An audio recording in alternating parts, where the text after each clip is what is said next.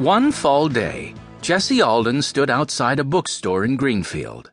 In the window was a large poster. Wanted.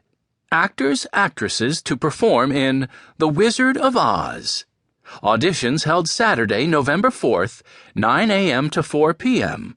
Greenfield Community Playhouse. Scripts available in bookstore. The bookstore was closed, but Jessie stood staring at the poster for a time. She did not even notice when another girl also stopped to look in the window.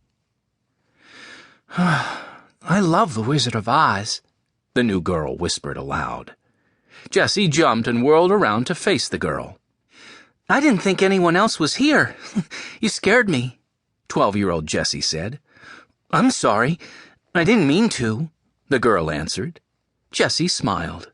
I'm Jessie Alden, she said. Will you be trying out for a part in this play? The older girl did not return Jessie's smile. She seemed to look beyond Jessie, far off into space. I'm Sarah Bellamy, she finally answered. And yes, I will be. I want the part of Dorothy. Sarah spoke in a deep, clear voice. Oh, I'd like to try for that part too, Jessie said. I've never tried out for a big role like that before. Have you?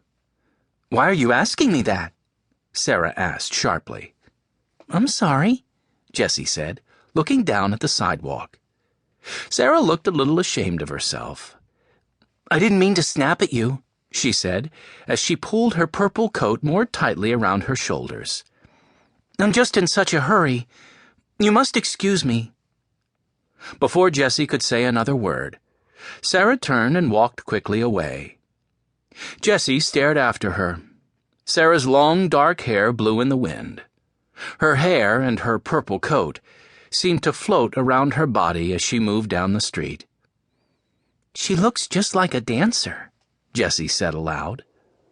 Suddenly, a big gust of wind blew a pile of yellow leaves from the trees. Jessie shivered and buttoned her red jacket before she, too, hurried home. Violet, you'll never guess what I saw, Jessie exclaimed to her 10-year-old sister when she burst into her house. Jessie was so excited, she left the front door bang behind her, which was unusual. Jessie never banged doors. Violet looked up from the picture she was drawing of Watch, the family dog. What? She asked as she stretched her legs. Well, the community playhouse is putting on The Wizard of Oz. Jessie sank into her grandfather's overstuffed armchair. I really want to try out for the part of Dorothy. Watch ran to Jessie, wagging his tail. Oh, Watch, Jessie said, laughing. She patted Watch's soft fur. I didn't mean to interrupt your portrait. He wasn't sitting still anyway. Violet shook her head and pretended to give Watch a cross look.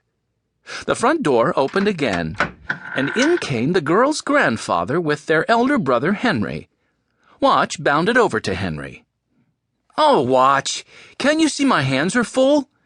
Henry, who was 14, laughed and nudged Watch with his foot. Henry and Grandfather were each carrying several logs of wood. Oh, good! You're building a fire, Jessie said. It will be cozy on a night like this. It sure will. Benny came into the living room from the kitchen. He held a half-eaten chocolate chip cookie in his hand. These cookies just came out of the oven, Benny said proudly. I helped Mrs. McGregor make them. Mrs. McGregor was the Aldens' housekeeper. Oh, Benny, don't spoil your appetite before dinner.